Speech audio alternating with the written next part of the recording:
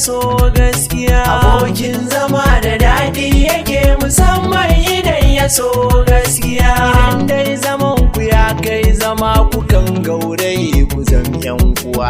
Duk shakuwa idan dai ta girma tilasta kai ku kololuwa. Sabo da ji da sabo da gani ya sani na shige dimuwa. Illar rashin abokin zama ba zai sa in ganni na nutsu ba. Abokin zama da daɗi yake musamman idan ya so gaskiya. Mun shakuwar gaskiya ba rabewa kamar gida ma ɗaya.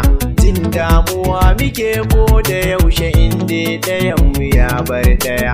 Ba ma fada akan kome duk irin kyan abin duniya. Kauna da shakuwa ce da ni da shi san ba a misalta ta ba. Abokin zama da daɗi yake musamman idan ya so gaskiya. A kwana a tashi nan na ɗauki niyyar zuwa ziyara.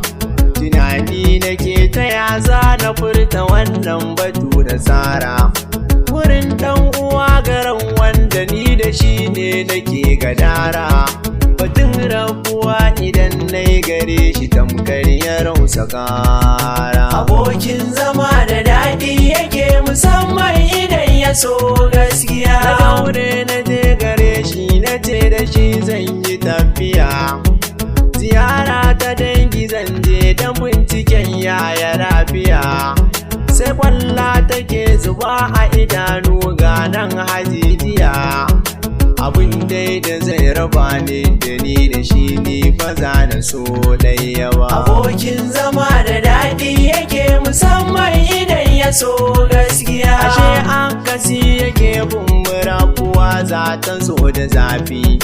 Abin dai abin takaici da raddadi kamar sanya kaifi. Idan dai ruwa ya kai babba dole ne za a sami kifi.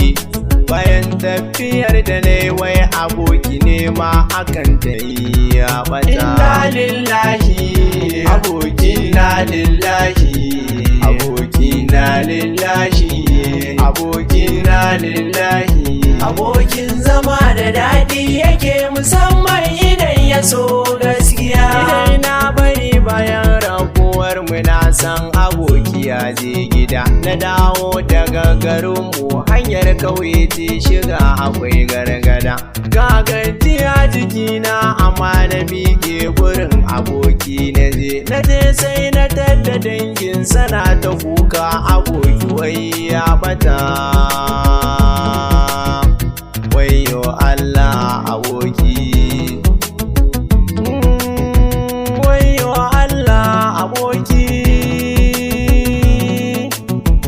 wayyo Allah aboki. Abokin zama da daɗi yake musamman idan ya so gaskiya. Abokin zama da daɗi yake musamman idan ya so gaskiya.